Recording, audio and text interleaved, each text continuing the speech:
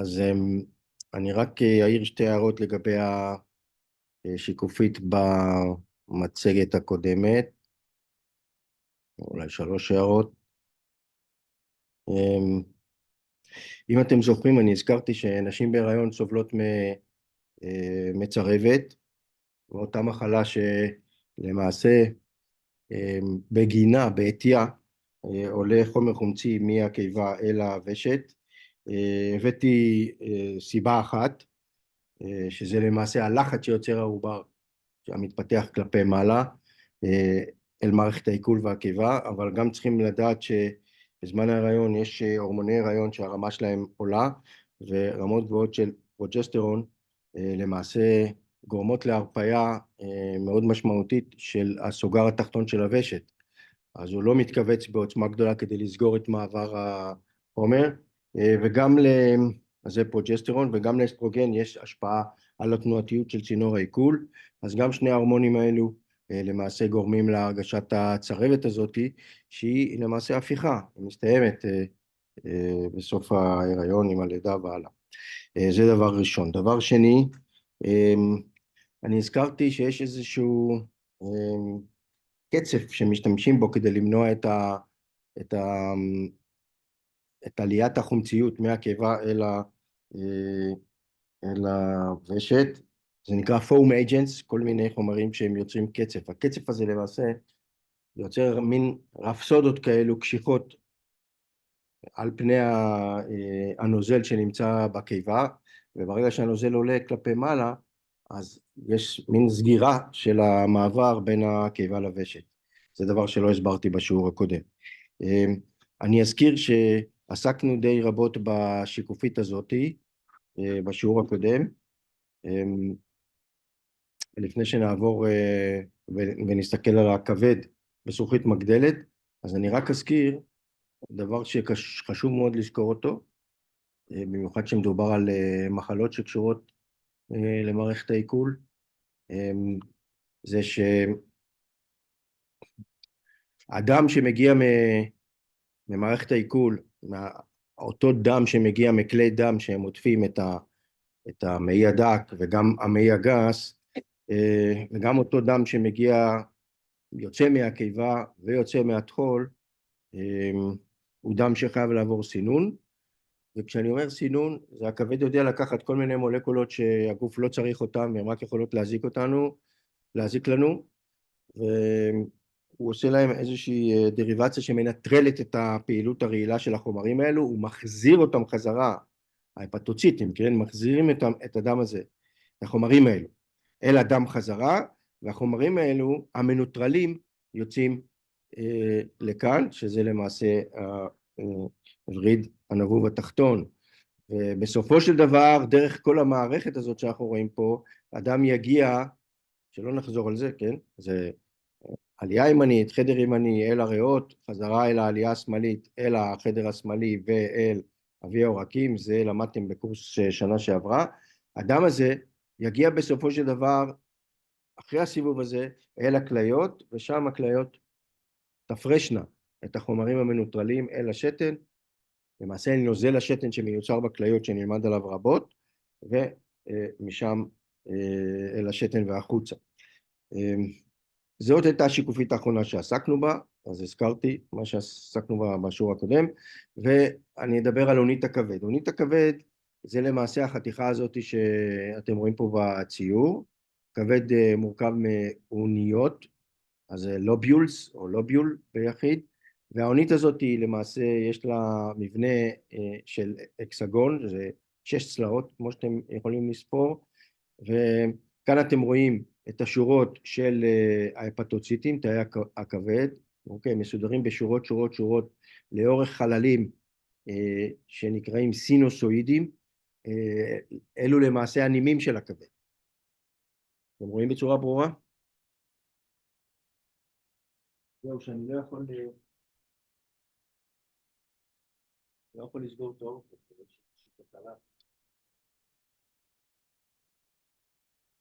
לא, זה סגור.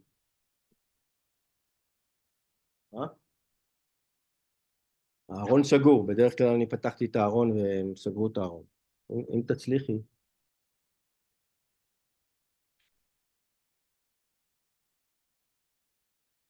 בכל אופן, החללים האלו שאתם רואים פה, הם הנימים של הכבד. זה לא נימים כמו שאנחנו הכרנו דקיקות מאוד, אלא זה סינוסואידים, זה ממש חללים גדולים, ותכף נסביר מה נכנס לתוך מה יוצר את החללים האלו.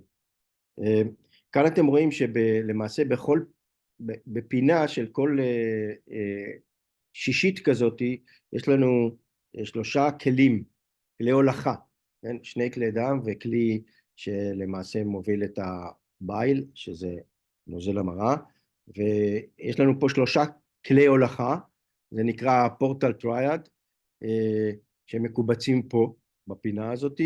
יש לנו פיצול למעשה מההפטיק ארטרי, שזה פיצול מאותו עורק שמכניס דם אל הכבד, זה פיצול מכלי הדם הזה, כן? כלי הדם הזה מתפצל פה להרבה כלי דם, נכון? אורקיים. יש לנו את כלי הדם הוורידי הזה, שזה למעשה, זה פיצול, ברנץ', ענף, של ההפטיק פורטל ויין, שזה הדבר הזה, שאתם רואים פה, זה פיצול של כלי הדם הזה שנכנס לכאן, ויש לנו כמובן צינורית מרה, שמוליכה נוזל מרה. אז פה יש לנו כניסה אל הכבד, נכון? ומרה יוצאת מהכבד, אז יש לנו יציאה של מרה מהכבד.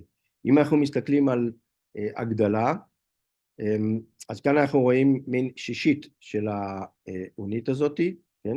נסתכל רק על שישית, על החתיכה הזאת שאני עכשיו מראה לכם עם הלייזר פוינטר, ואנחנו רואים שיש פה וריד מרכזי, שלמעשה זה החלל הזה, Central Vein, וריד מרכזי, והווריד המרכזי הזה הוא יתכנס בסופו של דבר אל אותו וריד שיוצא מהכבד, שזה הווריד הזה שיוצא מהכבד, אוקיי? ההפטיק ויין.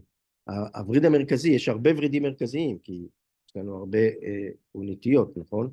או אוניות, והם צריכים פשוט להתאסף בסופו של דבר אל ההפטיק ויין ולהוביל את החומר אל הווריד הנבוב התחתון. אז זה הווריד המרכזי, ולמעשה לכאן נכנס הדם. אז פה יש לנו דם שהוא עשיר בחמצן ונוטריאנטים, הוא נכנס לתוך החללים האלו, אלו הסינוסואידים, הוא מתערבב פה עם אותו דם שמגיע מההפטיק פורטל ויין, מווריד שער הכבד. אז יש פה ערבוביה של דם שהוא עני בחמצן עם דם שהוא עשיר בחמצן. הדם הזה הוא למעשה הדם שמגיע, כן, מההפטיק ארטרי, הוא עשיר בנוטריאנטים, והדם הזה הוא גם עשיר בנוטריאנטים, כי אלו נוטריאנטים שנספגו במערכת העיכול, אבל הוא גם מכיל כל מיני חומרים רעילים, שהכבד צריך להיפטר מהם. הם, למעשה החומרים האלו נקלטים על ידי ההפטוציטים שאתם רואים פה בשורה, מונחים פה בשורה. ההפטוציטים, יש הרבה פעילות אנזימטית בתוך הכבד, הם מנטרלים את החומרים האלו ומחזירים את זה אל הדם, אז החומרים המנוטרלים יחזרו אל הדם. אז פה, בנקודה הזאת, יש לנו דם שהוא עני בחמצן, הוא עשיר בנוטריאנטים, יש בו גם חומרים מנוטרלים, והוא למעשה יתכנס אל ההפטיק ויין, אל וריד הכבד, ומשם אל הווריד הנבוב התחתון, ואל העלייה הימנית. זה המסלול. מה עוד אנחנו רואים פה? אנחנו רואים שיש לנו תאי כבד שהם מתמחים מייצרים את נוזל המרה, ויש פה גם תעליות מרה. אתם רואים פה שיש פה תעליות מרה, ויש פה צינוריות קטנטנות כאלו שאנחנו, הן כולן מוגדרות כתעליות מרה. זה בייל דקט, זה צינורית, וזה תעלית, קנליקולאי. ההגדרות הן קצת שונות בהגדרות המקצועיות, אבל בשבילנו זה תעליות וצינוריות מרה. צינורית מרה ותעליות מרה. אנחנו רואים גם תאים שנמצאים בדופן, אלו תאים שלמעשה פגוציטים, הם תאים בולניים, הם יבלעו כל דבר שיגיע מהדם ולא צריך להיות בדם שלנו. כל מיני מיקרובים למיניהם, אם חס וחלילה חדרו לדם, אז צריכים לבלוע אותם. הם גם, רגע, אני רק אסיים, הם גם בולים כדוריות דם אדומות שהזדקנו ונכנסו לשם, והם גם בולעים כדוריות דם לבנות שהזדקנו ומתפוררות, והתאים האלו זה המטרה שלהם, לסלק את החומרים והשאריות תאים הלא רצויות. הם נקראים רטיקולו אנדותליאל סלס או קאפל סלס. כן.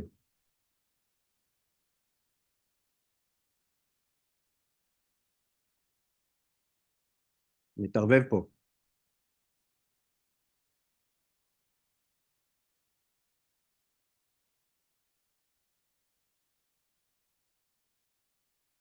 נכון? יש לנו יוצאים מן הכלל, ובמקומות מסוימים יש לנו מה שנקרא שאנץ.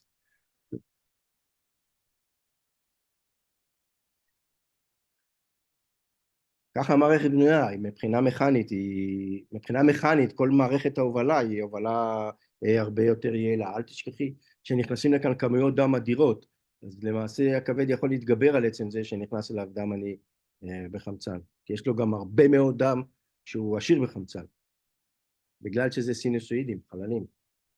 אז כמות גדולה מאוד של דם זורמת כאן. הסינוסואידים האלו הם למעשה נמצאים במגע עם כל תאי הכבד. זה אולי לא מצויר פה, אבל הם באים במגע עם כל הפטוציטים. אין עם זה שום בעיה.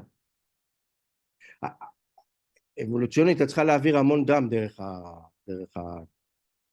את צריכה להעביר המון המון המון דם דרך הכבד, כי את חייבת לסנן את הדם הזה.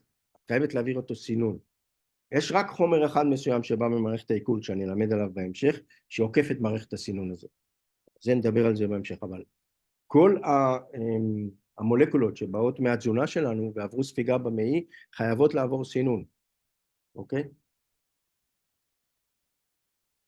את צריכה להעביר כמות דם גדולה מאוד, אחוז מאוד גדול מהדם חייב להיות בכבד בכל רגע נתון, כדי לעבור את הסינון. בכליות אין סינוסואידים, כי הכליות הן גם מערכת סינון, אנחנו נלמד עליהן, אבל הכליות פתרו את זה בצורה אחרת, שם יש נימים מאוד מאוד מאוד ארוכות, אוקיי? שמתלפפות בצורה מאוד מיוחדת, כי הכליות הן קטנות, וגם שם, בגלל צורת הנימים שם, שאני אלמד אותה, יש יכולת לסנן הרבה דם. בכליות זה בערך 20% מסך הכל נפח הדם שלנו נמצא בכל רגע בכליות, שזה מערכת סינון פנטסטית. פה, זה אני צריך לבדוק בספרות. מה?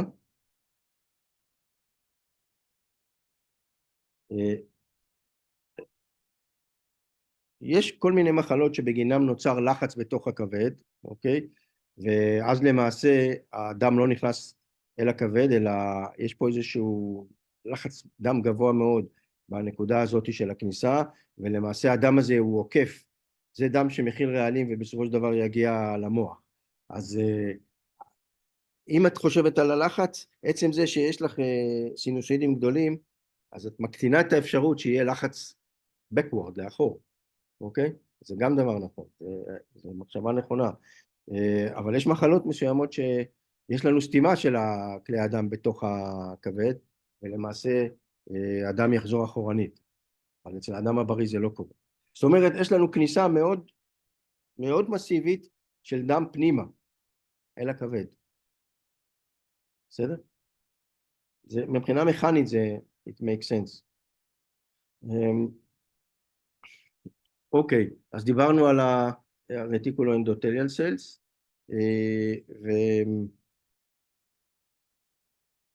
וכאן אתם רואים חתך של הכבד, זה כבד בריא.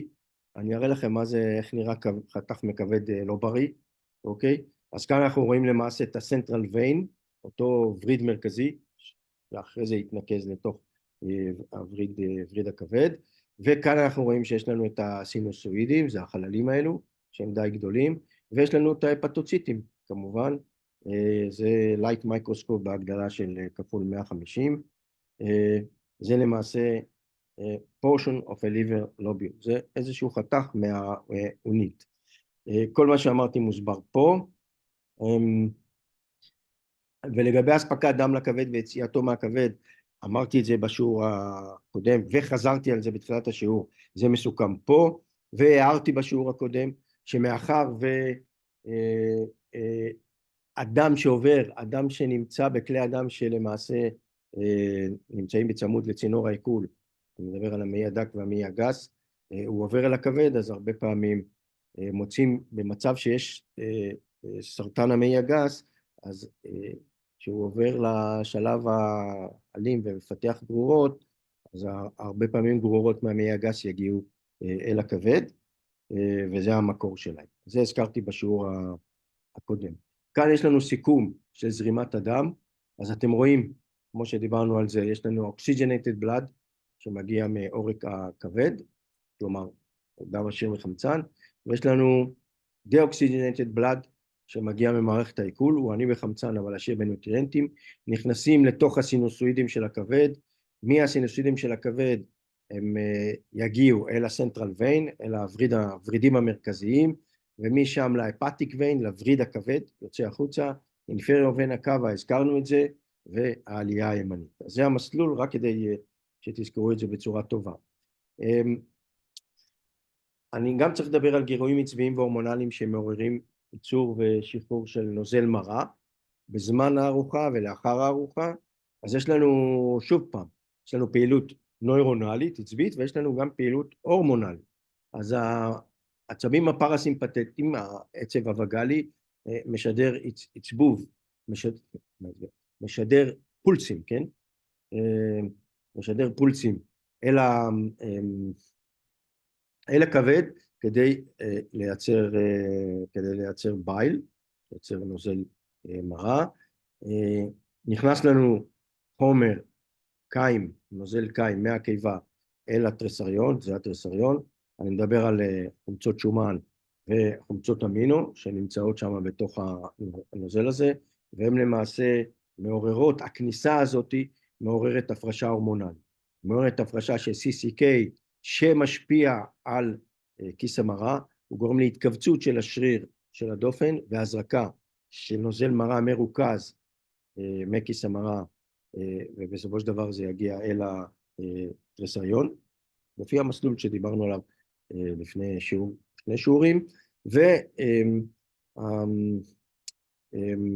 והנוכחות של חומצות שומן וחומצות אמינו בתוך הטרסריון גם מעוררות את הטרסריון, את התאים שבדופן של הטרסריון, לייצר ולהפריש סקרטין, והסקרטין עצמו למעשה גם כן יעורר מעבר של מרה, נוזל מרה שעשירה ביוני ביקרבונט, כדי לעזור בניטרול החומציות שמגיעה מהקיבה. כאן אם אתם זוכרים, יש איזשהו סוגר, אם אתם זוכרים מהתמונות הקודמות, הסוגר ההפטו-פנקריאטי, בזמן שאנחנו לא מעכלים, אכלנו, הקלנו, הקיבה שלנו התרוקנה, המעי שלנו התרוקן, אז הסוגר הזה נסגר, כדי לא לתת לחומר להיכנס סתם לתוך הטרסריון. אז זה לגבי הוויסות של הזרמת נוזל מרה. כאן יש סיכום של כל יואב? כן. כן, כן. יואב? כן. מה זה נוזל? מה זה נוזל חים? איזה נוזל? מה זה הנוזל שנכנס, החים הזה? נוזל הקיים. זה הנוזל. החים, זה שנכנס כן, זה נקרא נוזל קיים, קוראים לזה. מה הנוזל, הוא עושה? זה המרק הסמיך הזה, המרק במרכאות כפולות. מה הוא עושה? זה לימדנו את זה באחת ההרצאות הקודמות, זה למעשה המרק הסמיך שנכנס מהקיבה אל המעי הדק, אל הטרסריון. צריכים לעבור הלאה, כן? להמשיך ולפרק את המזון למולקולות בודדות, וזה קורה במעי הדק, שנדבר על זה בהמשך. פה יש סיכום לדוברי האנגלית, מי שרוצה דיברתי על כל ההורמונים האלו, הזכרתי גם אז אלו סיכום של ההורמונים שמשתתפים בתהליך העיכול, דיברנו על גסטרין, על סקרטין, דיברנו על CCK, הזכרנו גם את ה-Vasoactive Intestinal Polypeptide, שמעורר הפרשת סומטוסטטין, סומטוסטטין שמעכב שחרור גסטרין, גם כן הזכרנו אותו בהרצאות קודמות, אינסולין וגלוקגון, גם כן הזכרנו אותו, ויש עוד מספר הורמונים, עוד 3 הורמונים שלא דיברנו עליהם, נדבר עליהם עוד השיעור הזה בהמשך, הם נקראים הורמוני הקרביים, זה השם הקולקטיבי שלהם, בומבסין, מוטילין וסאבסטנס P הם למעשה מעורבים בתנועתיות של המעי הדק, אנחנו נדבר על המעי הדק עוד מעט, כי גם שם אנחנו צריכים, המעי הדק צריך להזיז את הנוזל קדימה, כן? לכיוון המעי הגס. יש שם שני סוגים של תנועות שמבוקרות על ידי ההורמונים האלו, נפרט עליהם בהמשך. כשדיברנו על תפקודי הכבד, אמרתי באופן כללי שלכבד יש הרבה מאוד תפקודים. אני לא אחזור על כל זה בגלל חוסר הזמן, ופה מפורטים לכם כל התפקודים באנגלית ובעברית, אז זה ההשערה, מי שרוצה מוזמן לקרוא. אני רק אקרא את הרשימה הזאת במהירות. אנחנו יודעים שהכבד מעורב במטאבוליזם של סוכרים, שומנים, חלבונים. לגבי שומנים אנחנו נדבר באופן נפרד, אוקיי? מה קורה אחרי שנספגים שומנים אל הדם, הם עוברים, הרבה מהם יעברו בכבד, אתם תראו. אז הוא מעורב במטאבוליזם של סוכרים, שומנים וחלבונים, הוא מאבד תרופות והורמונים, הזכרנו את זה, על קצה המזלג דיברנו על הפרשת בילירובין, וכמובן שדיברנו באופן מקיף על סינתזה של חומצות מרה, שמעורבות בתהליך העיכול של שומנים, ועוד נזכיר אותם בהמשך, אחסון ויטמינים ומינרלים ופגוציטוזה. מה שלא מוזכר פה, זה שהכבד יש לו תפקיד מאוד מרכזי בשיווי משקל של ברזל בגוף, ועל זה לא נעים לי, נצטרך לוותר, כי זה הרצאה אחת שלמה של שעה וחצי, ואין לנו את הזמן, אז מי שירצה גם כן יוכל לעיין בהרצאה הזאת, שזה למעשה המצגת הבאה באופן חופשי. אז כל זה מסוכם פה, המצגת הבאה עוסקת במחלות שקשורות לכבד, ללבלב ולכיס המרה, יהיה לי מאוד קשה לעבור על המצגת הבאה, אני רק אזכיר מחלה אחת של הכבד, וכל השאר זה העשרה. דרך אחת המחלות, שאני לא אדבר עליה, אני מלמד את המעורבות של הכבד בהמואוסטזיס של ברזל, אבל לא יהיה לי זמן. לא יהיה לי זמן לעבור על זה. כשמדברים על מחלת כבד, אז באופן כללי אנחנו מדברים על הפטייטיס. הפטייטיס זה הגדרה כללית של מחלות כבד. צהבת הפטית. כשאנחנו מדברים בינינו לבין עצמנו על צהבת, זה משהו מאוד מאוד ספציפי, מסוים, למשל על סימפטומים שבאים לידי ביטוי בזה שהלובן בעיניים שלנו צהוב או העור צהוב, אבל הפטייטיס זה הגדרה כללית, אוקיי? הפטייטיס או צהבת הפטית זה הגדרה כללית שמכפיפה תחתיה מחלה של הכבד כתוצאה מזיהום ויראלי, חשיפת יתר לכל מיני כימיקלים, מחלת כבד מורשת או שחמת הכבד. אז מצהבת הפטית אנחנו יכולים להגיע לכשל אקוטי של הכבד, ואתם צריכים להבין שעד גבול מסוים, ואני אזכיר את זה במחלה ספציפית, הכבד יכול לעבור רגנרציה, אבל מגבול מסוים הוא כבר לא יכול לעבור רגנרציה, והוא מדרדר למצב שנקרא שחמת הכבד. מה זה צהבת לא הפטית? זה צהבת פרה-הפטית, היא נובעת מייצור יתר של בילירובין, צהבת אקסטרה-הפטית זה חסימת מעבר של נוזל מרה לתריסריון, וצהבת ניאונטלית שהזכירה הגברת בשיעור הקודם, זה צהבת אצל ילודים, שזה לא דבר רציני, זה פשוט נובע מזה שהכבד אחרי הלידה הוא לא מתפקד כמו שהוא מתפקד אצל ילדים ואצל בוגרים, אז קשה לו לסלק את הבילירובין. אוקיי, יש 4 שלבים במהלך התפתחות מחלת כבד, דלקת, פיברוזיס, שחמת הכבד, ולפעמים משחמת הכבד אנחנו עוברים לסרטן, וכאן יש לנו רשימה של כל מיני מצבים דלקתיים של הכבד, וכל המצבים הדלקתיים שאתם רואים פה, שזה ההשערה, כי אני לא אעבור עליהם, הם מצבים דלקתיים שנובעים מהדבקות ויראליות. הדבר הכי מפורסם שבטח כולכם מכירים, זה הפטייטיס B וירוס, HBV. אנחנו, היום החיסון הראשון שמחסנים ילודים היום, זה החיסון כנגד הפטייטיס B וירוס, אז זה ההשערה, אתם יכולים לקרוא פה על כל מיני וירוסים שגורמים למצבים דלקתיים בכבד, וגם הצטברות של נוזל מרה גבישי בצינורות המרה. יש לנו מצב שבו יש לנו נוצרים גבישים בתוך צינורות המרה וסותמות את הכבד, לא נדבר על זה, זה נקרא קולסטזיס, אני מדלג על זה, ואני כן רוצה לדבר על המחלה הזאת שנקראת Non-Alcoholic Fatty Liver Disease, אוקיי? זה למעשה ספקטרום של מחלות,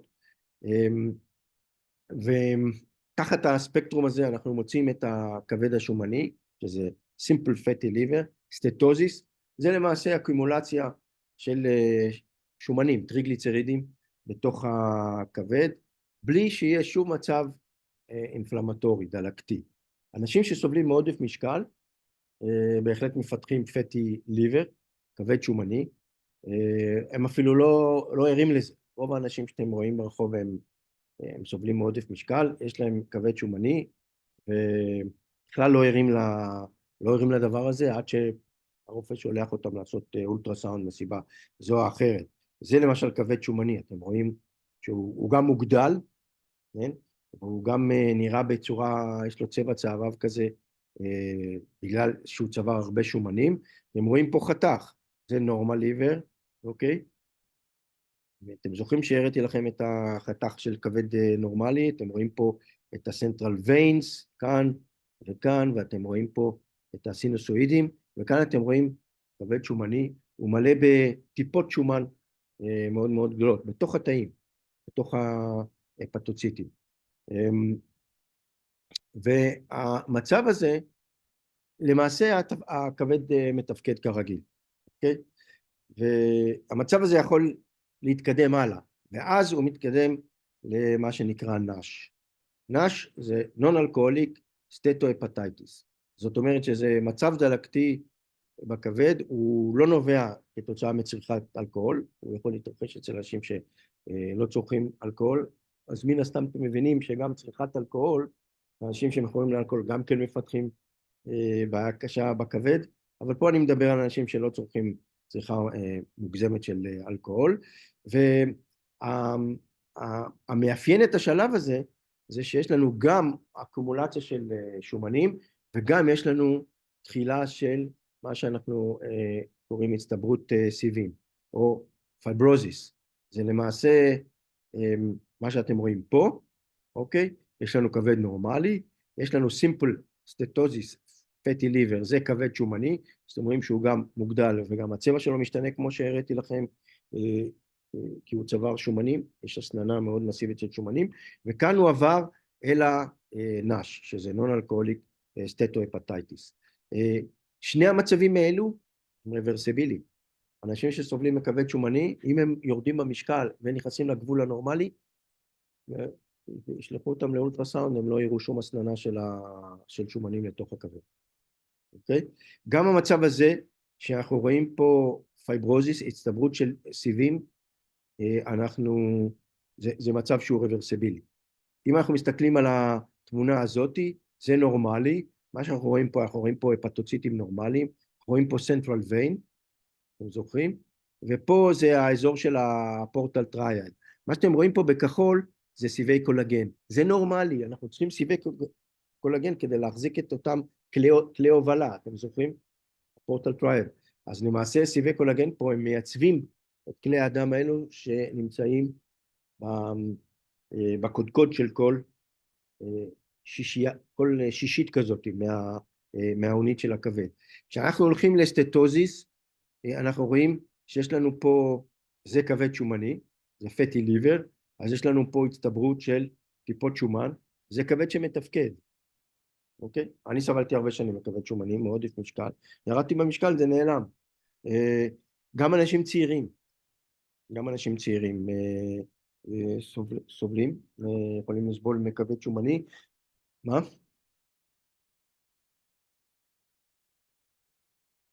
לא, זה רק בדיקות. למשל, נשים שסובלות מעודף משקל ונכנסות להיריון והולכות מן הסתם לכל מיני בדיקות באולטרסאונד, אז יראו להם כבד שומני, ימליצו להם, תרדו במשקל. או גם מודדים את ה-BMI ורואים את רמת השומנים בדם. יש קורלציה בין משקל, רמת שומנים בדם, למצב הזה. אוקיי? וזה לא בעיה לראות אותו באולטרסאונד, וגם זה רוורסבילי לחלוטין, חד וחלק. כשעוברים לנש, אם אתם שמים לב, יש לנו הצטברות של סיבים. אתם שמים לב שבכבד יש הצטברות של סיבים. הסיבים האלו, הם יוצרים בעיה מהבחינה הזאת הם נובעים מזה שלמעשה הרקמה פה מתה, אוקיי? זה רקמה צלקתית, זה רקמה שהיא מתה ועברה ניוון, ומצטברים פה סיבים של קולגן, אוקיי? זה עדיין מצב שהוא הפיך, מהסיבה שהכבד הוא איבר שעובר רגנרציה פנטסטית. עכשיו, אם אנחנו לא חוזרים חזרה או לא נשארים במצב הזה, והוא מתדרדר לסירוזיס, זה שחמת הכבד, זה מצב בלתי הפיך כבר, אוקיי? זה מצב של סירוזיס, ואתם ממש רואים שהכבד מלא בסיבי קולגן. הכבד למעשה סתום. זה חוזר לשאלה שלך מקודם, שהוא נסתם בצירוזיס. אני חוזר חזרה לכאן כדי להמחיש לכם. זה במצגת הקודמת. אם אתם זוכרים, וריד שער הכבד נכנס פנימה. ברגע שהכבד סתום כתוצאה מהצטברות של סיבים כאלו, אז הדם נדחף אחורנית, הוא לא יכול להיכנס. ואז ברגע שהדם לא נכנס אל הכבד, הוא מנסה ליצור מעקפים.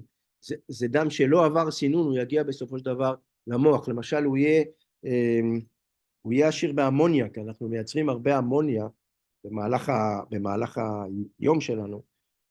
כשעושים דה-אמינציה לחלבונים, אנחנו מייצרים הרבה אמוניה, והאמוניה הזאת היא אמורה להגיע עם הדם אל הכבד, והכבד הופך אותה לאוריה, מחזיר אותה אל הדם, והאוריה הזאת מגיעה אל הכליות, חצי ממנה מופרש החוצה, חצי ממנה הכליות משתמש. זאת אומרת שאם אנחנו לא נכנסים דרך הכבד, יגיעו חומרים רעילים אל המוח.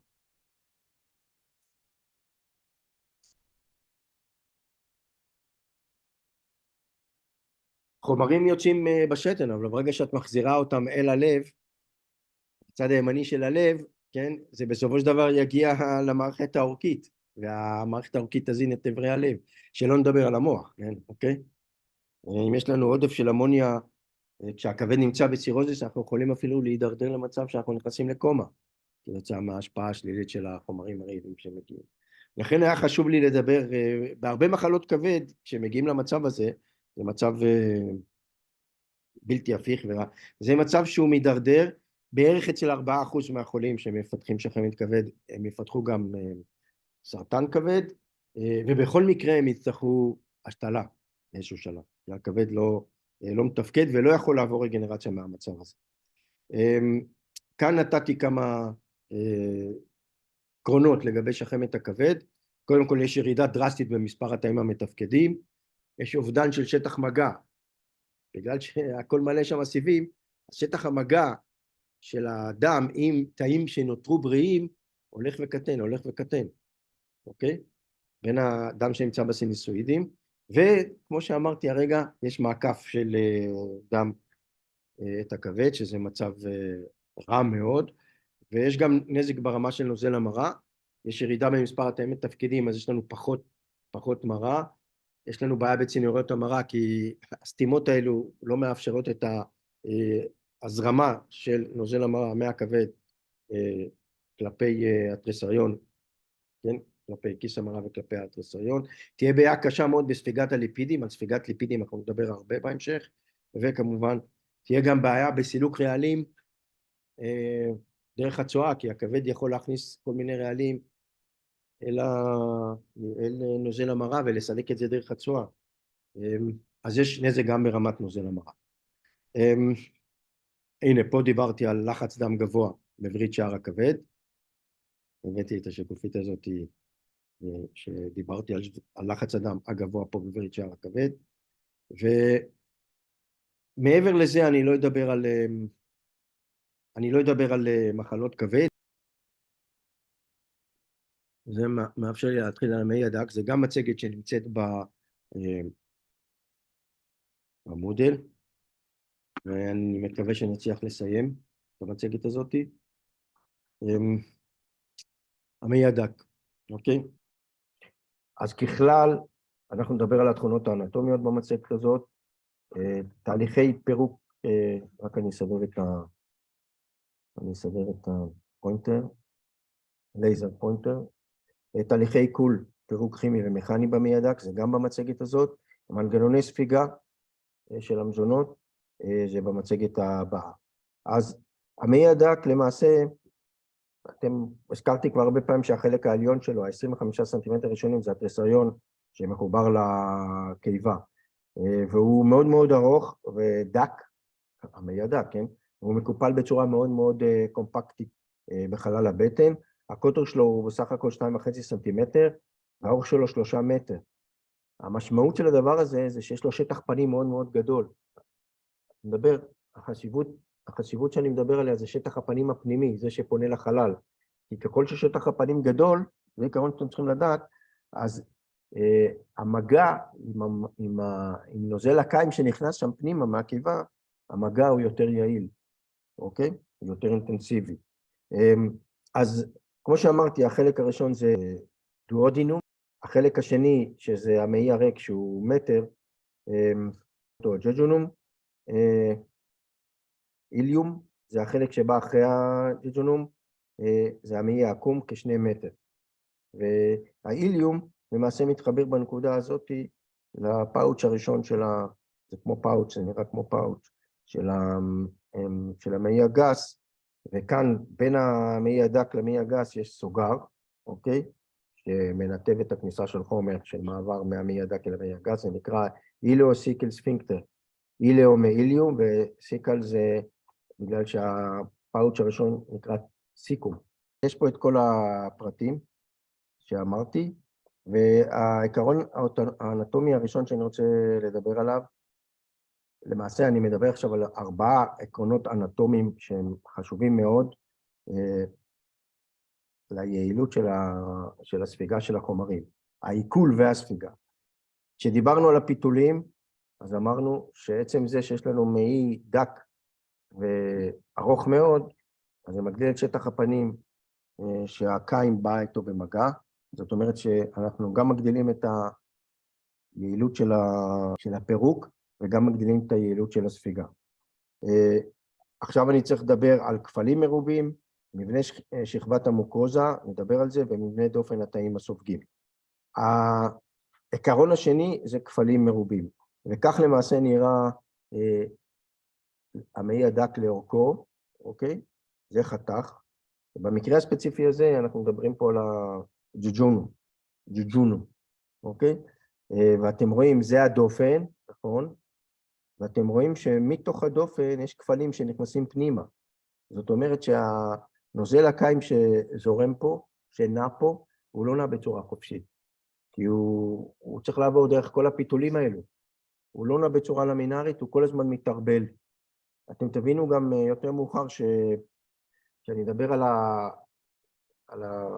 על האופן, על התנועתיות המכנית של המעי, אז אתם תבינו שיש פה ערבול מאוד חזק, אבל כבר עכשיו אתם קולטים שהסירקולר פולדס האלו, הכפלים האלו, הסירקולריים, מגדילים את שטח הפנים בצורה ממש פנטסטית, שטח הפנים שבא במגע עם החומר שנכנס אל תוך המעי הדק מהקיבה.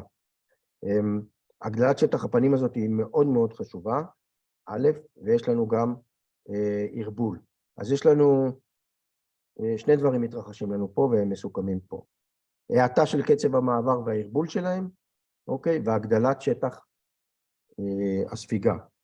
שטח העיכול, הפירוק והספיגה, בסדר? אז זה העיקרון השני.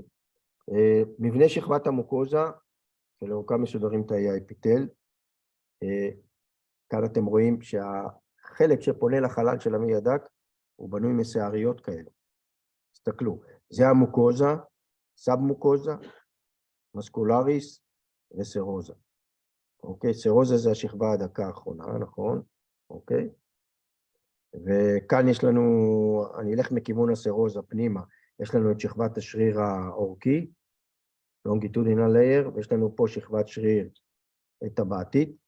שתי השכבות האלו נותנות למעי הדק אפשרות לנוע בצורה מאוד אינטנסיבית, נדבר על התנועה לקראת סוף המצגת הזאת, וכאן אנחנו רואים למעשה כלי דם שעוברים בסאב-מוקוזה.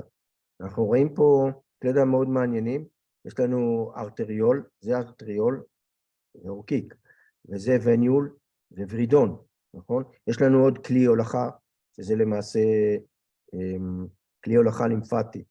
יש לנו פה נוזל לימפה שחייב לעבור פה, כי כמו שהסברתי לכם, צינור העיכול כולו מוקף ברקמה לימפטית שמגנה, רקמה של מערכת החיסון, שמגנה עלינו מפני חדירה של כל מיני דברים לא רצויים, פתוגנים למיניהם, אל הדם. וכאן, כשאנחנו נכנסים לתוך השעריות, אנחנו נכנסים לתוך רשת נימים. אז פה בתוך השערית הזאת יש לנו רשת נימים. הרשת הנימים כמובן, יש לנו פה כלי דם אורקיקי וכלי דם ורידוני ורשת נימים, ויש לנו את הצינורית הזאת, הצינורית של הנוזל הזה, כן, הלימפטי, נקראת לקטיל, קוראים לה לקטיל. הסיבה שאני מזכיר את זה פה, כי תכף תלמדו שיש חומר מהתזונה שלנו שנכנס ישירות לתוך הצינוריות האלו ולא לדם. זה דבר שלא ידעתם אותו. עכשיו, מה קורה עם השעריות האלו? אתם רואים שהשעריות למעשה, הדופן שלהם, שפונה אל חלל של המעי הדק, זה למעשה תאי אפיתליום, זה נקרא simple columnar epithelium, ואתם לא צריכים לזכור מספרים, אבל בכל מילימטר ריבועי יש בין 20 ל-40 שעריות, אוקיי? ואורך של כל אחת זה בין 0.5 ל-1 מילימטר. זאת אומרת שהגדלנו את שטח הפנים שבא במגע עם נוזל הקיים, בצורה מאוד משמעותית. אז זה למעשה הרובד השלישי של הגדלת שטח הפנים שטח הפנים של הדופן שבא עם נוזל הקיים. הנה, פה זה כתוב לקטיל באמת, אוקיי? במבחן אני אשתמש במושג לקטיל, עוד צינורית לימפטית, אז אין לכם מה לדאוג. אוקיי, אנחנו רואים גם שיש פה כל מיני סוגים של תאים, אני אדבר עליהם עוד מעט בהמשך, וכל מה שאמרתי מסוכם פה, אוקיי? ופה. סוגי התאים שמרכיבים את הדופן, אוקיי? של השעריות. כאן אנחנו רואים, רוב התאים הם למעשה נקראים תאים סופגים, absorptive cells. הם גם מבצעים על פני השטח שלהם, הם גם מבצעים digestion, הפירוק הסופי למולקולות בודדות, והם גם דרכם מתבצעת הספיגה.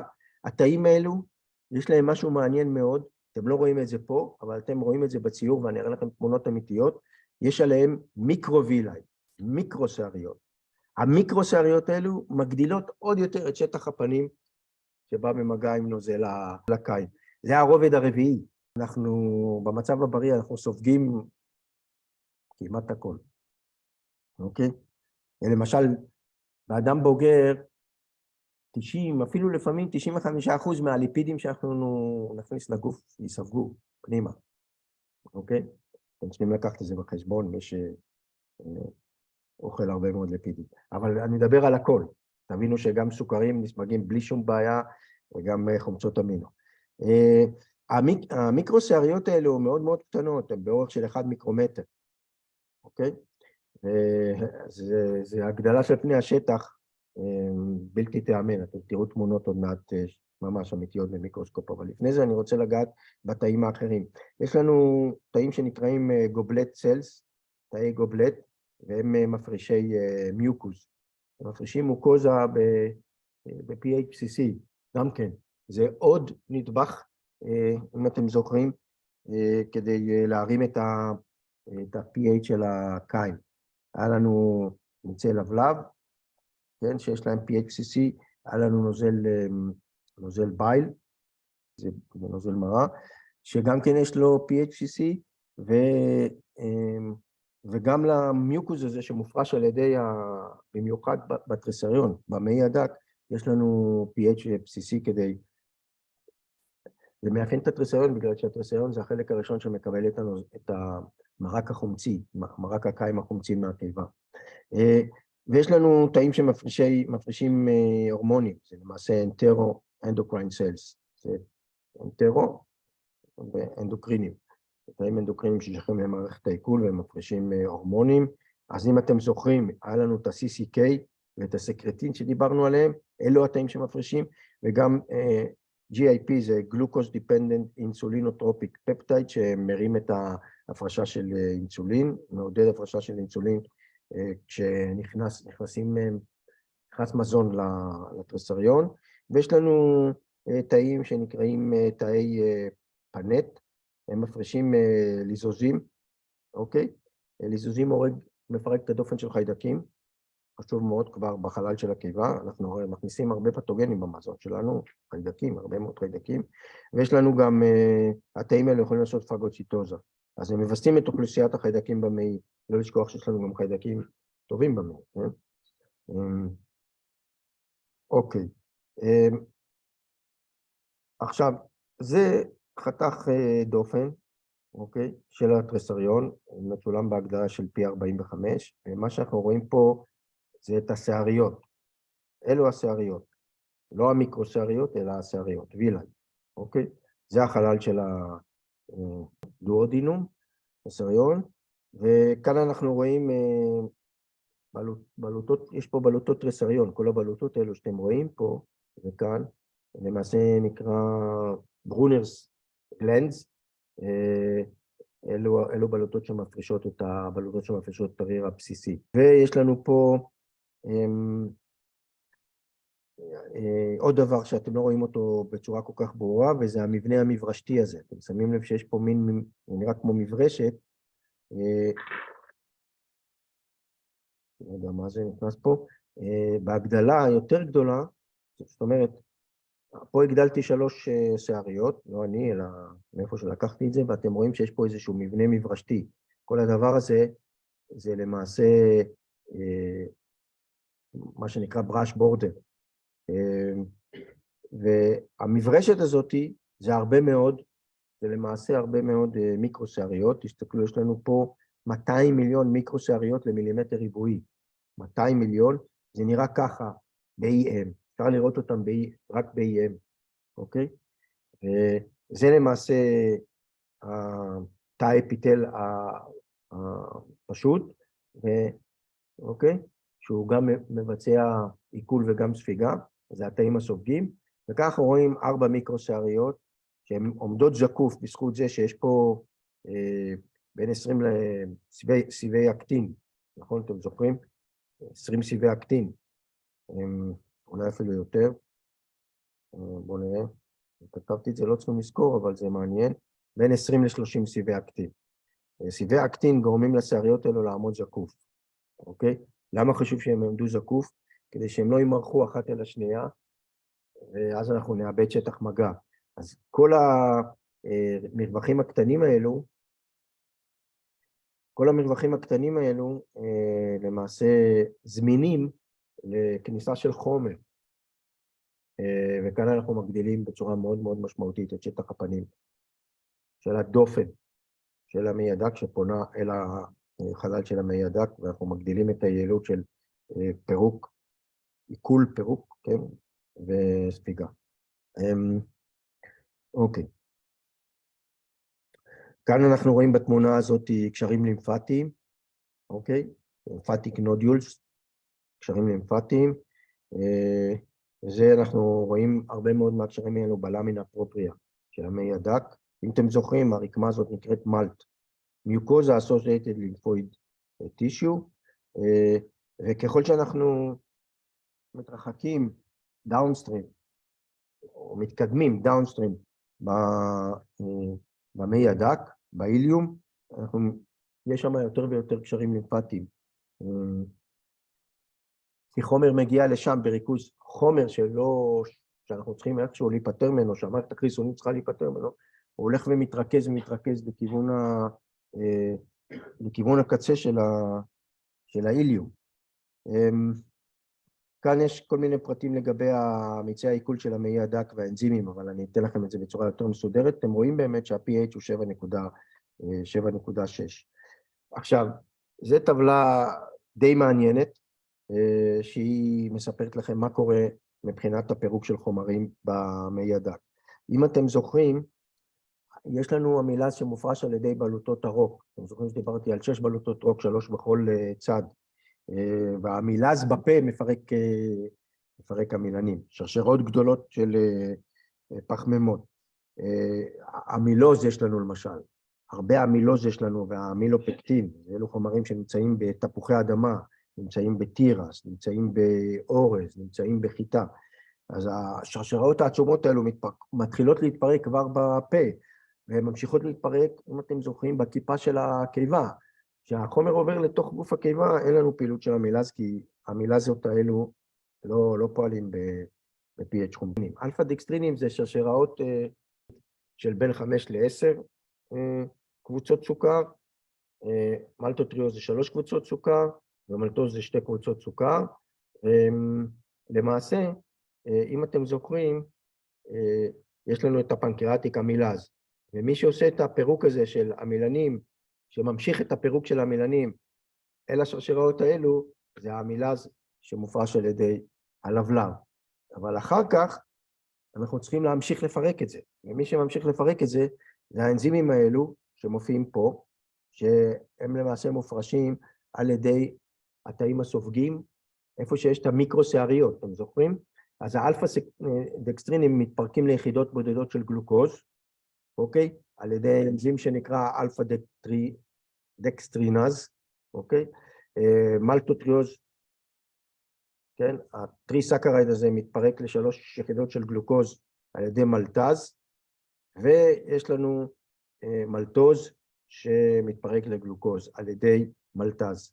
וכאן כתוב שהאנזימים האלו למעשה מופרשים על ידי המיקרו-שעריות.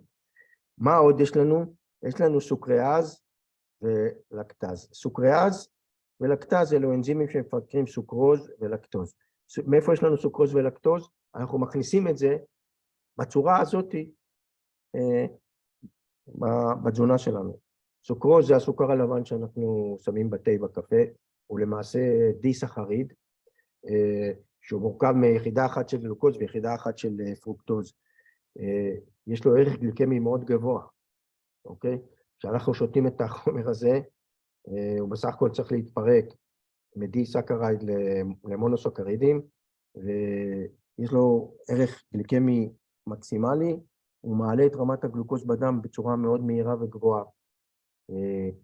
עדיף לנו לצרוך פחמימות עם ערך גליקמי נמוך, כמה שיותר נמוך, כדי שלא יהיה לנו מצב שאנחנו עולים עם הגלוקוז לרמה מאוד גבוהה בדם, אלא העלייה ומצב,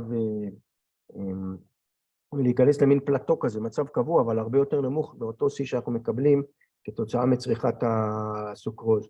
הלקטוז, שאנחנו צורכים אותו בחלב, בגבינות, בחלב, במוצרי בקר.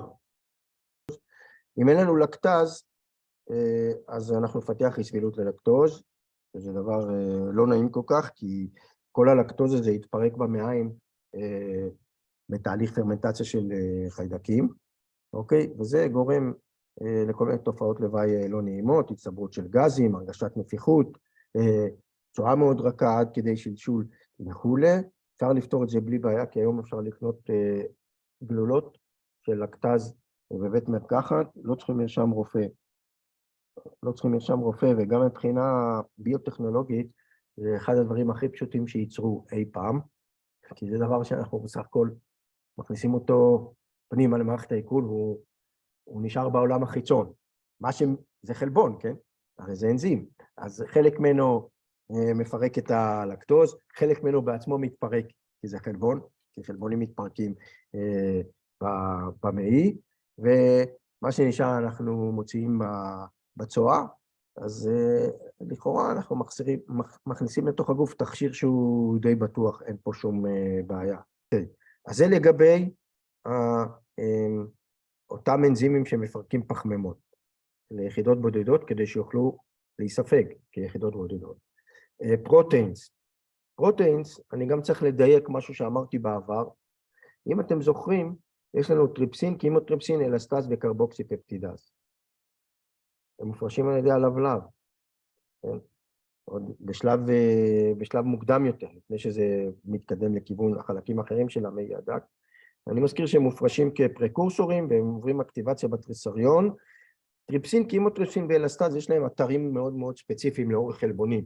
אז הם למעשה, מה שקורה, הם מקצרים את אותם חלבונים באותם פפטידים ארוכים מאוד, או פוליפפטידים שנכנסו עם נוזל הקיים, הם מקצרים בפפטידים קצרים, וקרבוקסיפפטידז הוא זה שחותך מהצד הקרבוקסילי של הפפטידים חומצות בודדות. אז החיתוך לחומצות בודדות מתחיל עוד בתריסריון על ידי קרבוקסיפפטידז, ואנחנו צריכים להמשיך לחתוך את הפפטידים על גבי התאים הסופגים, על גבי המיקרוסעריות, וכתוב פה ששני האנזימים האלו מופרשים על ידי התאים הסופגים.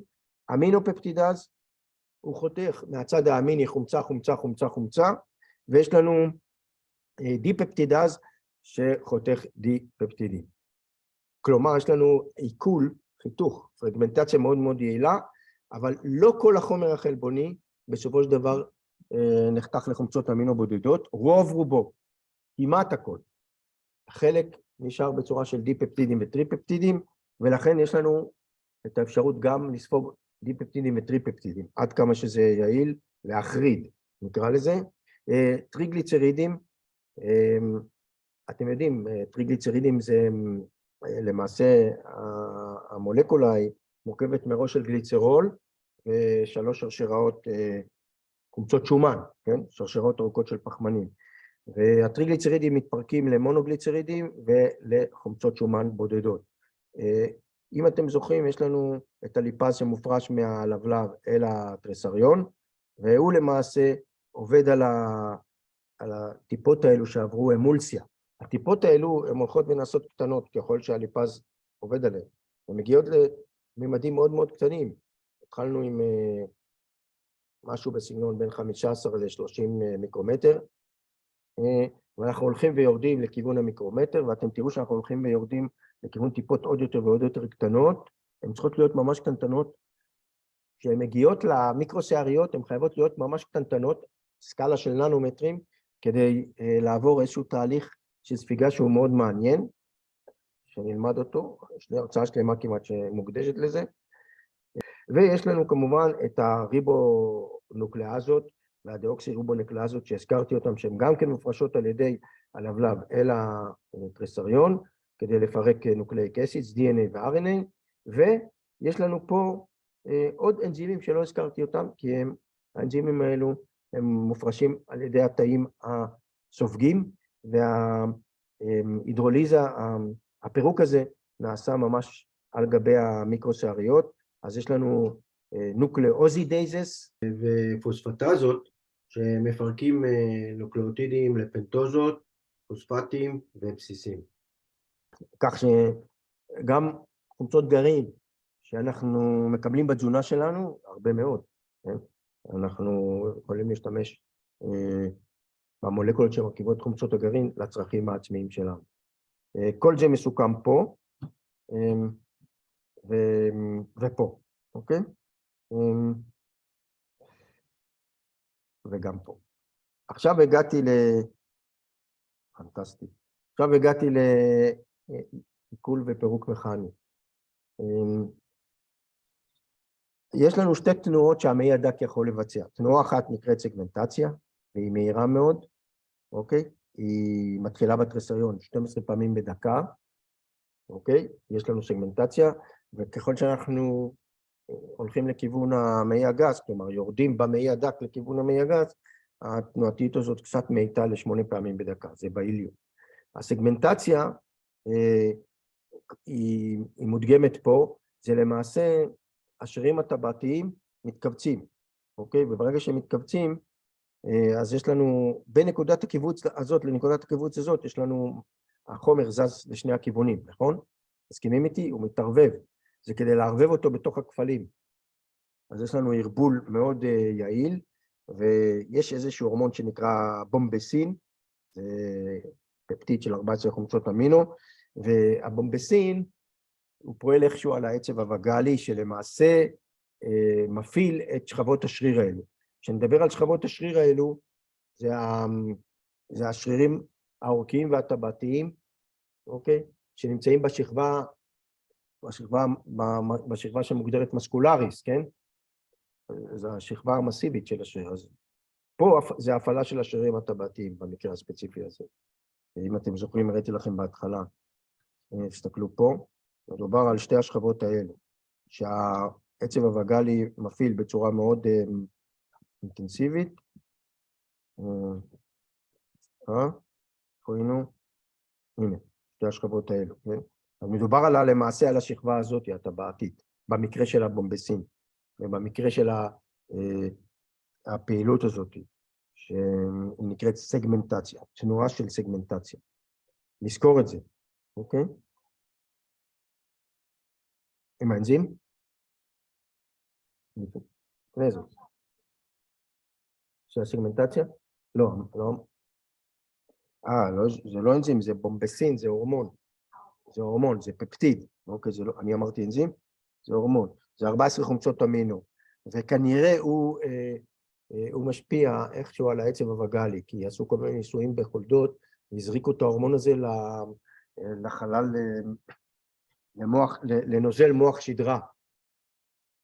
לנוזל מוח שדרה, וכשהזריקו את הבומבסין לחולדות, אז הייתה הגברה של התנועתיות של המעי שלהם. אז כנראה שזה עובד גם אצלנו כך, אוקיי? אז ההורמון הזה למעשה מגביר את הסגמנטציה. פעולה השנייה היא פעולה פריסטלטית, היא נקראת Migrating Motility Complex, כי אנחנו צריכים להעביר את השאריות של החומר במורד המעי. דאונסטרים. יש לנו ספיגה כל הזמן, ספיגה לטרלית. ספיגה לטרלית זה מעבר לתוך הדם, ואנחנו כל הזמן צריכים להתקדם עם החומר. אז יש לנו גלים כאלו, גלים פריסטלטיים, כל 90 עד 120 דקות, מהחלק התחתון של הקיבה עד לאיליום.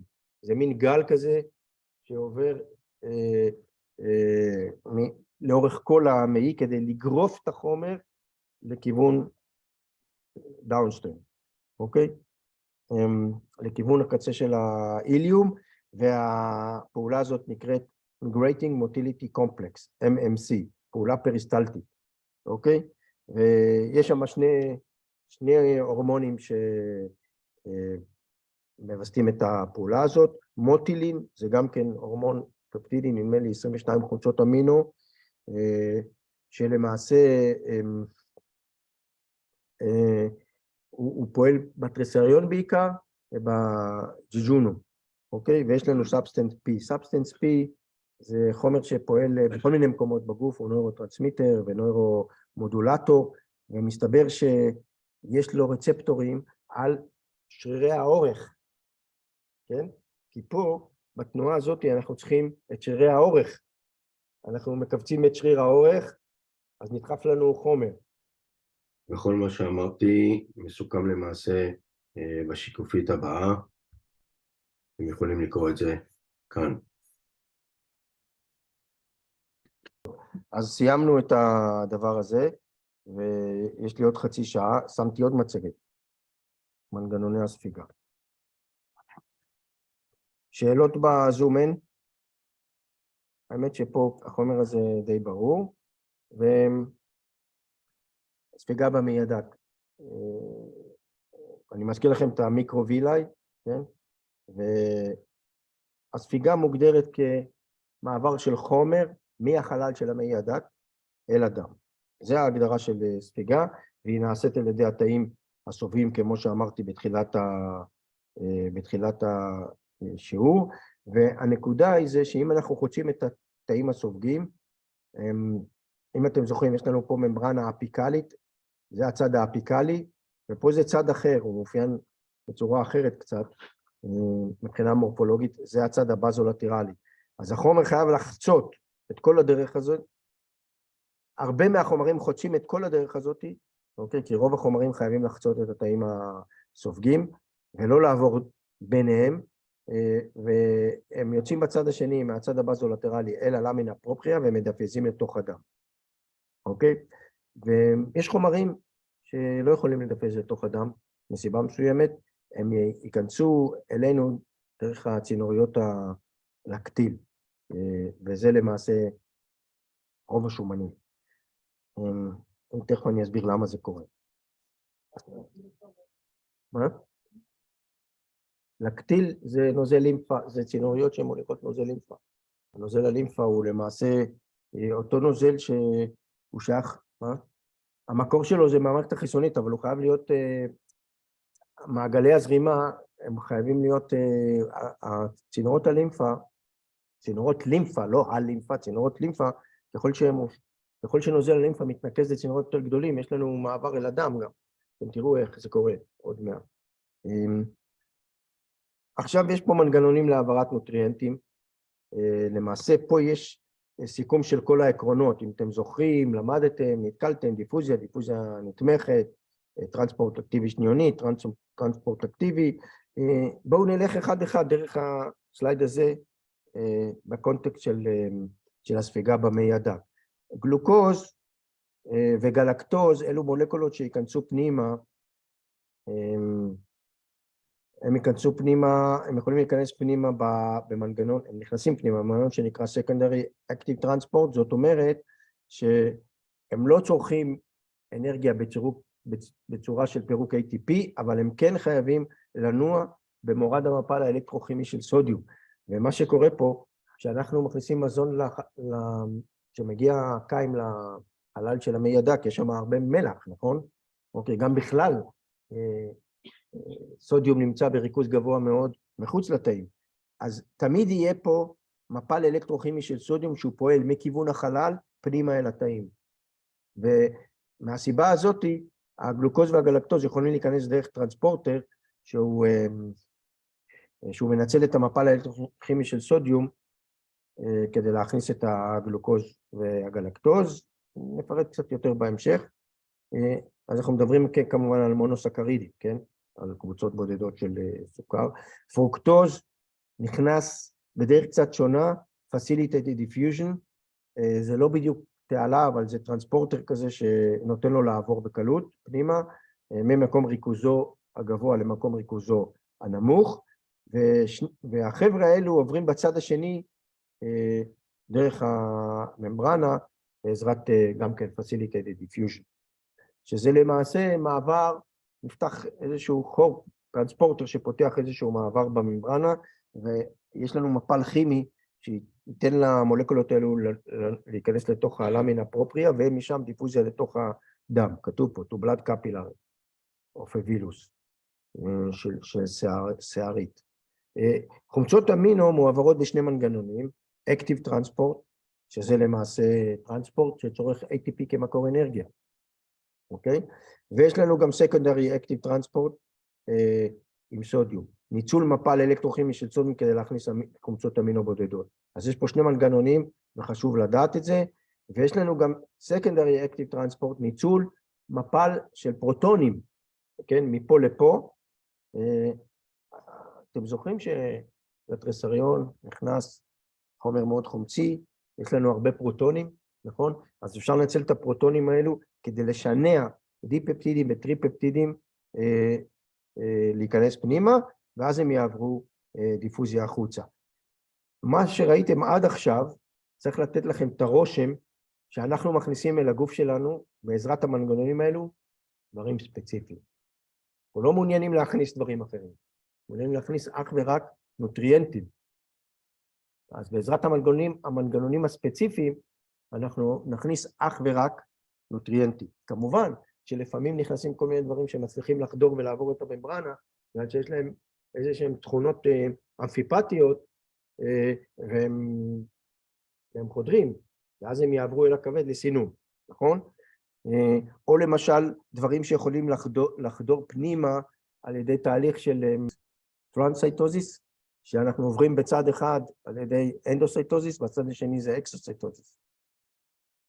אז יש דברים שעוברים בצורה לא ספציפית בטרנסייטוזה וצריכים להיפטר מהם, נכון? יש דברים שעוברים סתם בדיפוזיה, כי הם יכולים לעבור דרך הממברנה הביולוגית, ואנחנו צריכים להיפטר מהם. יש דברים שאין להם מנגנוני כניסה מאוד ספציפיים, כמו כל מיני תרופות שאנחנו לוקחים, נכון?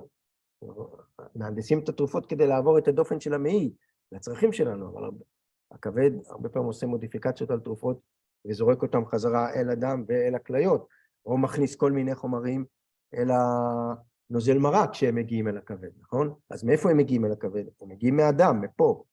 אוקיי? אז על אף שיש לנו מנגנונים מאוד מאוד ספציפיים, כן חודרים דברים לא ספציפיים. מצד שני, הרוב כן מגיע בצורה ספציפית. אז אנחנו איכשהו יצורים מוגנים מהבחינה הזאת. וכאן יש לנו סיפור קצת מורכב, יש לנו ספיגה של שומנים בשני מנגנונים, שהם שניהם simple diffusion, אבל הם מנגנונים שונים שאני אדבר עליהם בהמשך. חומצות שומן שיש להם זנב קצר, יעברו מצד אל צד. וחומצות שומן שיש להם זנב ארוך, זנב פחמני ארוך, אוקיי? ומונוגליצרידים, הם למעשה צריכים להתפרק איכשהו מהמיצלות האלו. אלו מיצלות, mixed micelles, שמכילות כל מיני שומנים, שצריכים לעבור בצורה קצת שונה, כי הם עוברים, קורה להם משהו בפנים, התאים האלו, איזשהו תהליך מסוים, והם יוצאים החוצה כגופיפי שומן גדולים, ועל זה אני צריך לדבר. אז זה לגבי השומנים. אם אנחנו, הנה, תסתכלו, 90% מכל החומר שעובר ספיגה, נספג מהמעי הדק, 10% הנותרים נספגים קצת מהקיבה ומהמעי הגס, אוקיי? מה אנחנו לא סופגים? סיבים, שאנחנו לא יכולים לפרק, צלולוז למשל. יש לנו צלולוז. במעטפת של תירס יש הרבה צלולוז, אורז, במעטפת של האורז יש צלולוז. אנחנו מכניסים הרבה צלולוז ואנחנו לא יכולים לעכל את הצלולוז הזה, זה יוצא בצורת סיבים. פה אתם רואים, אנחנו שמים זום אין על מנגנוני הספיגה של מונוסוכרים, אז יש לנו פה את הסימפורטר הזה, זה סימפורטר, כי הוא מעביר את הגלקטוז או את הגלוקוז, זה אחד משניהם ביחד עם סודיום באותו כיוון, לכן זה נקרא סימפורטר, וכמו שהסברתי, הכניסה היא תלויה במפל האלקטרוכימי של הסודיום, וכאן למעשה אנחנו נעבור דרך טרנספורטר אחר, זה נקרא גלוט טרנספורטר 2, גלוקוז טרנספורטר 2, גלוט 2, וזה למעשה, זה למעשה facilitated diffusion. המעבר הזה הוא facilitated diffusion. אוקיי? כן, כמובן, זה החלל של המעי הדק, אוקיי? זה הציטופלזמה, ופה יש לנו נוזל בלמינה פרופריה. עכשיו, האתר הקישור על גבי הטרנספורטר הזה לגלקטוז וגלוקוז הוא חופף, אז זה או זה ייכנסו פנימה. הם לא יכולים להיכנס ביחד, הם מתחרים על אותו אתר. פרוקטוז נכנס דרך גלוט 5, וגם כן יעבור פה דרך הטרנספורטר הזה ב-facilitated diffusion אל הנוזל שבלמינה פרופריה ואל הדם. תסתכלו על המספר הזה שאתם לא צריכים לזכור, הוא מפחיד. תאי האפיטל של המעי הדק מסוגלים לספוג 120 גרם של מונוסוכרים, 120 גרם, שלא תגיעו לזה, בשעה, אוקיי? שזה המון, בסדר? זה מסוכם פה. ספיגת חומצות אמינו על ידי התאים הסופיים, absorptive cells במעי הדק. אם אתם זוכרים, יש לנו את הפפטידה הזאת, קודם כל, יש לנו פירוק של חלבונים בקיבה, על ידי פפסין. אתם זוכרים שיש לנו פפסין? הפפסין חותך את החלבונים לפרגמנטים גדולים, הוא עובד ב-pH חומצי. אחרי זה, אנחנו צריכים לחתוך את הפרגמנטים האלו לפרגמנטים יותר קטנים, אז יש לנו את כל הפפטידה הזאת שהזכרתי ממקור לבלבי. אז ביחד, מה שאנחנו רואים פה זה אוליגופפטיידס, שמפורקים על ידי פפטידזות ממקור לבלבי וקיבתי, אבל יש לנו גם חומצות אמינו שמפורקות על ידי איזשהו אנזים ממקור לבלבי, שזה הקרבוקסיפפטידז. לכן כתוב בו חומצות אמינו בודדות. מה קורה לאוליגופפטידס האלו? הם מפורקים על ידי אותם פפטידזות שמופרשות על ידי האבזורטיב סל שציינתי, ואנחנו מקבלים פה טטרפפטיידס, טריפפטיידס ודיפפטיידס, אז על גבי השטח, אם תסתכלו, יש לנו פפטידזות, שהאנזימים האלו באופן כללי הם נקראים אקטואנזימס, לא יודע אם נתקלתם במושג הזה, אקטואנזימס זה אנזימים שהאתר הפעיל שלהם פונה החוצה, הם יושבים בממברנה, יש להם אתר פעיל שפונה החוצה, מחוץ לתא. והפפטידז הזה הוא אקטופפטידייז, הוא לוקח טטרפפטיידס וחותך והם חותכים את זה לטריפפטיידס, אוקיי? טריפפטיידס יכולים להיכנס דרך הסימפורטר הזה שמשתמש, הזכרתי את זה בהתחלה, שמשתמש במפל האלקטרוכימי של פרוטונים כדי להיכנס פנימה, אוקיי? וכאן יש לנו טריפפטידז בתוך החלל שמפרק אותם לחומצות אמינו, אז הם ייכנסו כחומצות אמינו בודדות, אבל קצת נכנס כטריפפטייד, קצת, אתם רואים שיש לנו קצת חומר ייכנס כחומר טריפפטידי, הוא יוכל לעבור לדם, זה בסדר? מה יש לנו פה עוד? יש לנו פירוק של הטריפפטיידס לדיפפטיידס, אוקיי? הדיפפטידים האלו, איך הם נכנסים? גם כן, תוך שינוע על ידי סימפורטר שמנצל את המפל האלקטרוכימי של פרוטונים, כשנכנסים הדיפפטידס הם יפורקו על ידי הדיפפטידז יש לנו דיפפטידז בתוך החלל של התאים הסופגים, אז יש לנו יציאה של חומצות אמינו בודדות, וקצת יצליח לצאת החוצה כדיפפטידז, כלומר שתי חומצות אמינו שמחוברות אחת אל השנייה, וזה יספג אל הדם.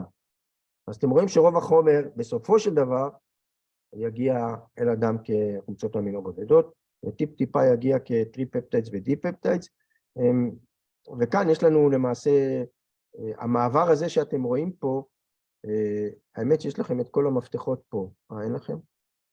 אז כתבתי את זה, סיכמתי את זה פה, המעבר הזה הוא למעשה מעבר שגם כן, Facilitated Diffusion, על בסיס המפל הכימי של החומצות האמינו האלה, אוקיי?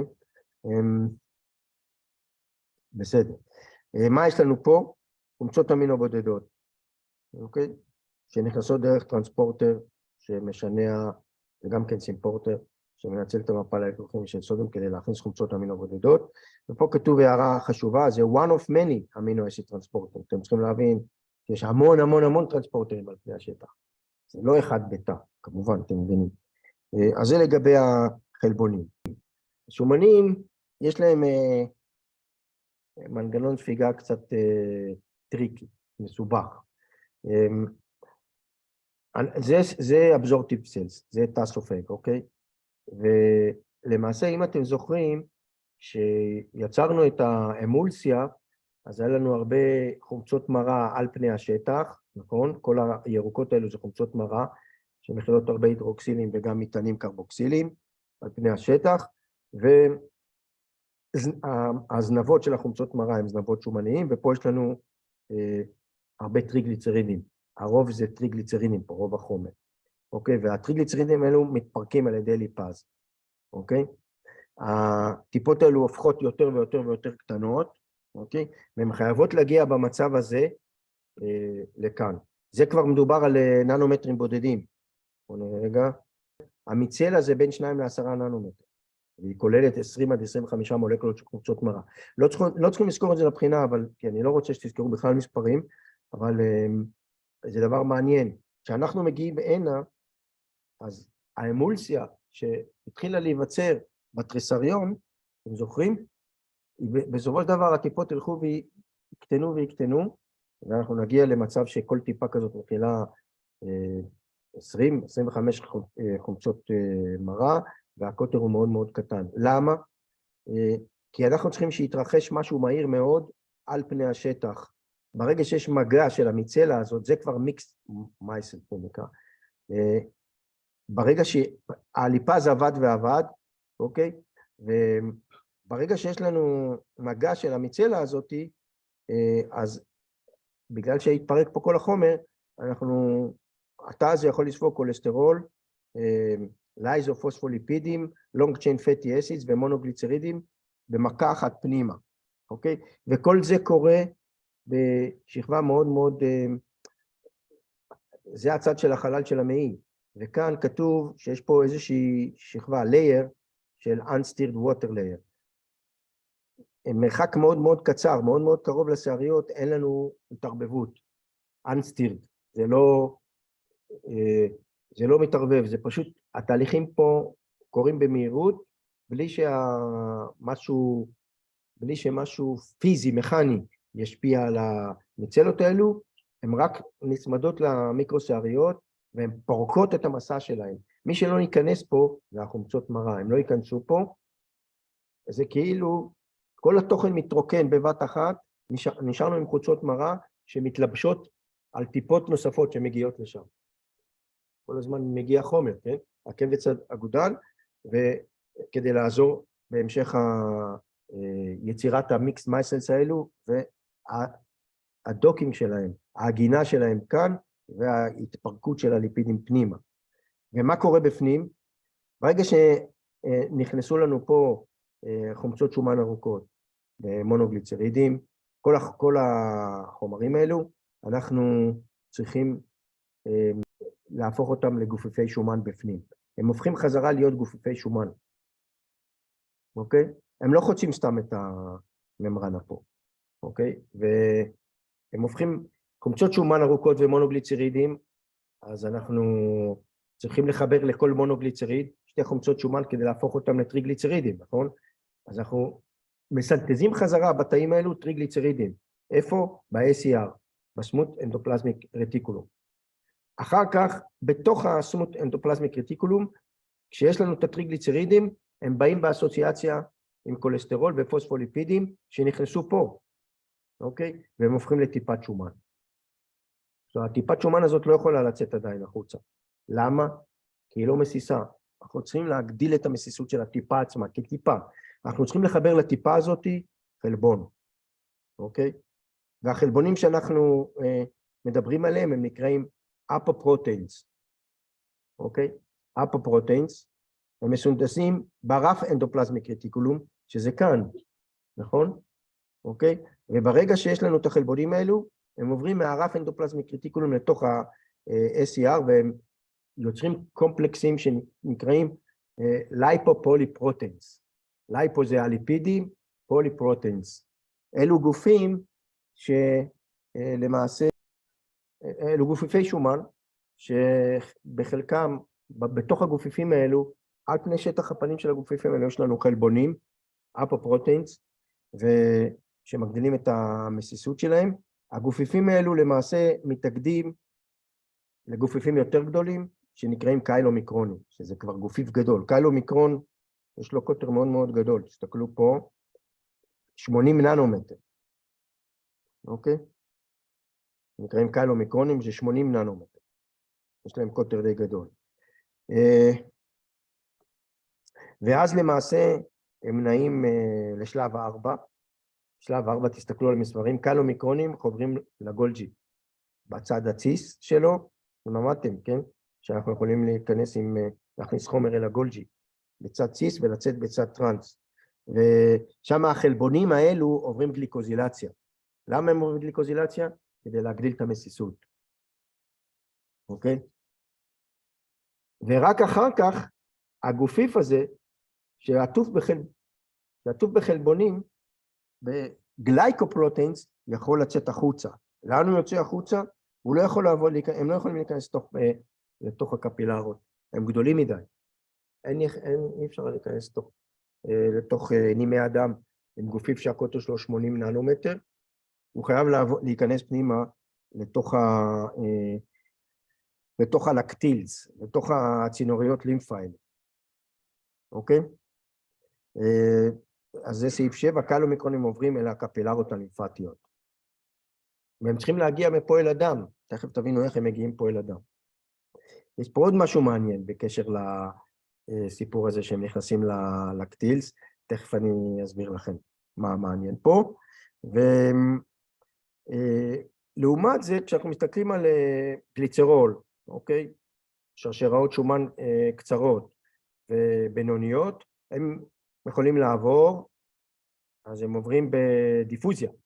בדיפוזיה רגילה, דרך הממברנה הביולוגית, כי למולקולות יש תכונות אמפיפטיות, הם חודרים לתוך הדם והם משונעים בתוך הדם. אוקיי? בסדר? אוקיי. עכשיו, אנחנו בתוך הצינורית לקטיל. מה שאנחנו רואים פה, זה את הקיילומיקרונים הגדולים האלו שנכנסו זה השערית, נכון? זה שערית אחת. פה אנחנו מדברים על רשת נימים, אתם זוכרים, נכון? בסדר? זה הארטריול עורקי. זה וניול ורידון, ויש לנו את הרשת של הנימים, אז כמובן שאמרנו ש-short chain fatty acids נכנסים פנימה, נכון? אמינו אסידס יש לנו מונוסחרידים, הכל נכנס לתוך הדם, חוץ מאשר הקאילומיקרונים. הקאילומיקרונים מתנגזים מהצינוריות האלו לתוך כלים לימפטיים יותר גדולים ויותר גדולים, ובסוף הם מגיעים לכלי הלימפטי שעובר בחלל בית החזה, תורסיק דקט זה נקרא. מה שאתם רואים פה זה אמת, הם לא עוברים דרך הכבד. הכבד לא מסנן אותם. כלי ההובלה הלימפטי הזה, הוא נכנס פה בלב סאבקלביאן ויין, בווריד התת-דריכי, השמאלי. אוקיי? הוא נכנס פה, נכון? ומהווריד התת-דריכי השמאלי, הקאילומיקרונים ייכנסו לכלי הדם הזה, שהוא למעשה הנבוב העליון. הווריד הנבוב העליון, אתם מסכימים איתי? סופריור ונה קאבה, והם נכנסים לתוך העלייה הימנית. אז יש לנו גופיפי שומן גדולים, שהקוטר שלהם די גדול, 80 ננומטר, אוקיי? הם לא עוברים סינון בכלל. מה המשמעות של זה? שההרכבה פה חייבת להיות סופר מדויקת. אנחנו לא יכולים להכניס בתוך התרכיב הזה דברים שאמורים לעבור סינון בכבד, נכון? יש שאלות לגבי זה? כי התהליך הוא מאוד מורכב, אוקיי?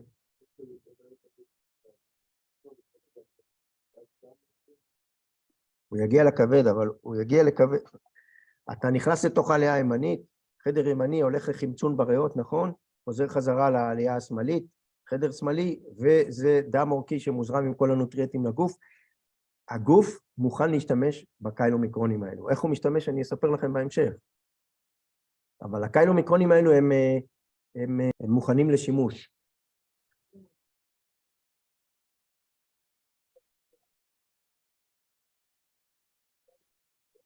לא. לא, התהליך הזה הוא ממש ממש מדויק, וזאת לא הבעיה של האנשים שסובלים מעודף שומנים, והם מפתחים למשל שומן בטני, שזה עודף, כן? הדיפוציטים מצטברים מתחת לאור, זה אנשים שיש להם עודף, נכון? והם צוברים שם את השומנים. זה לכאורה מנגנון הגנה, עדיף שהם יהיו ארוזים בתוך הדיפוציטים מתחת לאור מאשר יהיו בדם, אבל כשאנחנו כבר נמצאים בעודף, אז סימן שגם משהו שקע לנו בדם. לא, הקאילומיקרונים הם מורכבים בצורה מאוד מאוד מדויקת, והגוף יודע להשתמש בהם, הצרכים שלו שאני אסביר בהמשך, איך התאים בכל הגוף יכולים למשוך חתיכות מהקאילומיקרונים, זה דבר מאוד מעניין, ובסופו של דבר יש לנו שאריות, אז זה נכנס לתוך הכבד, והכבד ממחזר את זה. אז כל השלב הזה, מההתפרקות, נקרא לזה הגינה והפריקה של המיקסט מייסל, על גבי המיקרוסעריות, והפריקה של הכולסטרול, לייזופוספוליפידים, זה הפוספוליפידים שאנחנו מכירים, נכון? long chain fatty acids, המונוגליצרידים, זה הרבה סוגים של פוספוליפידים, הפריקה של המולקולות הבודדות האלו פנימה היא חשובה, אוקיי? זה נראה כאילו אנחנו מאבדים הרבה אנרגיה, כי אנחנו מסנטזים פה, בסמות אנדופלזמיק קריטיקולום, שוב פעם אנחנו מסנטזים את הטריגליצרידים, הם מונוגליצרידים, והם חומצות שומן חופשיות, נכון? אוקיי? מונוגליצריד, זה ראש של גליצרול עם חומצת שומן אחת, אנחנו צריכים לצרף לזה עוד שתי חומצות שומן כדי להפוך את זה לטריגליצרידים, שאלו השומנים, שהחלק הדומיננטי, זה החלק הדומיננטי שאנחנו מוצאים פה בתוך הקאילומיקרונים, זה לא אמרתי ואני אומר עכשיו, אבל זה מובן מאליו, אז יש לנו פה את הטיפות שומן האלו, שמכילות גם קולסטרול וגם פוספוליפידים, אוקיי?